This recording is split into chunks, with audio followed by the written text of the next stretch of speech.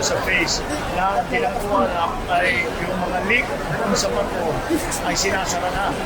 Ang susunod dyan, hihigupin kung ano pa yung natira doon na oil, natira doon sa loob ng bato, nasa loob ng bato. Ang yung mas mahaba na pinag-usapan namin ay kung ano yung magiging livelihood.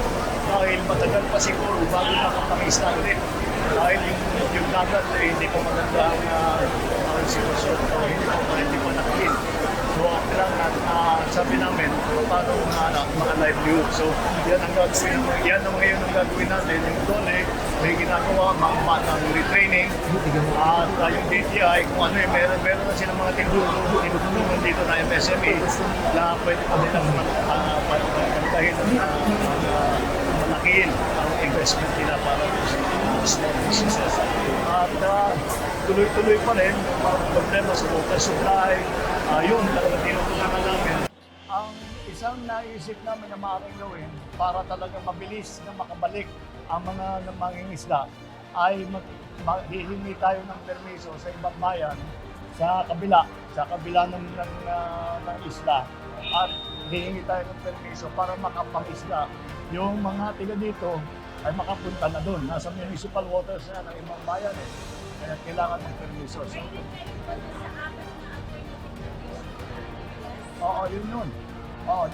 Actually, there's several, pero there are two problems. One, municipal waters na ng ibang bayan. Kaya kailangan magkaroon ng usapan tungkol dyan. Yan ang gagawin ngayon ni Secretary Benhor. Kausapin na yung mga hindi pa makapangisda ay makapunta roon sa kanila.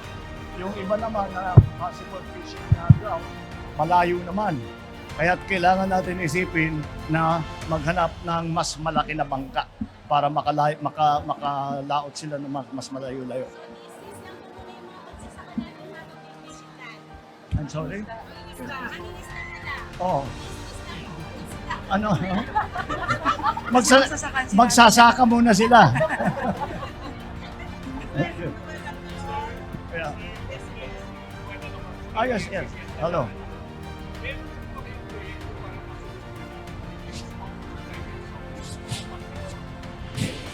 Malaking problema dito yan sa Mindoro. Kayo ang pinakakulang.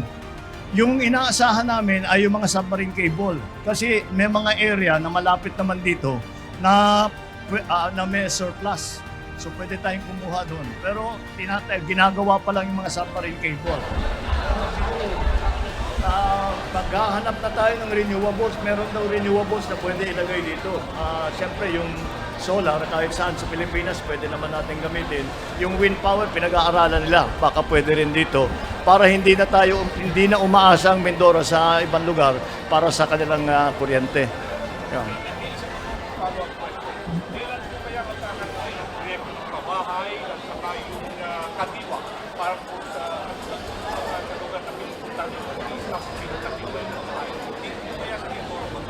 Well, kailangan malampasan muna natin itong problema sa oil spill. Ayusin na muna natin yan. Patuloy naman yung mga pabahay, patuloy naman yan eh. Hindi basta't magkaroon ng MOU, ng LGU at saka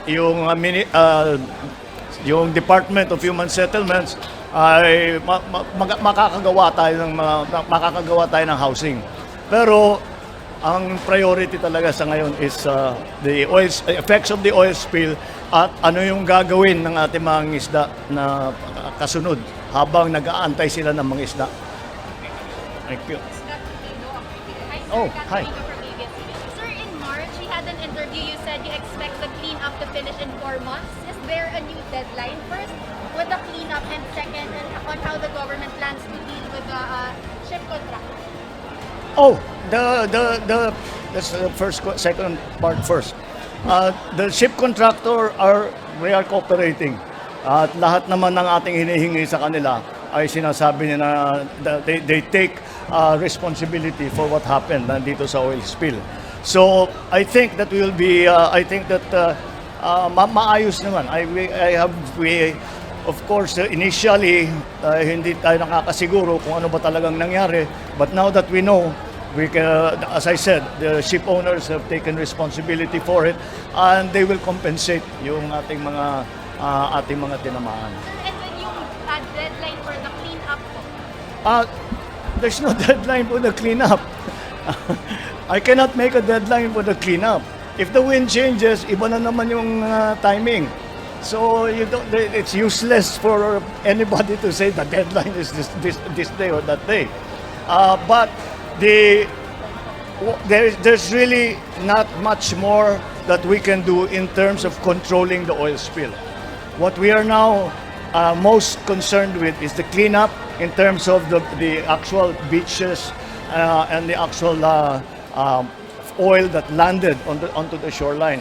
So yun ang patuloy na ginagawa, yun ang naging cash for work for a while. But again, pabawas na ng pabawas yung lumalabas na langis, at pag nagawa na natin, naisara na natin lahat ng leak doon sa barko, at mahigop na natin yung natira na langis doon sa loob, tapos na yung operation doon sa pag-control ng oil spill. Ngayon papunta na naman to sa babalik na naman tayo sa livelihood clean up sa mga beach, sa mga shoreline. Pero ang critical ngayon ay walang hanap buhay pa ang tao, yun ang inuuna namin na magkaroon ng livelihood. So the oil spill, we are at the mercy of the weather.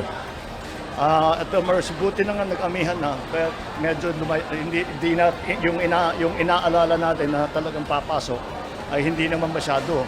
Ngunit na may tama pa rin, and there are many affected barangays, and that's what we are trying to do. We are trying to find alternative livelihoods for them until they can go back to their old fishing grounds. Okay? Thank you.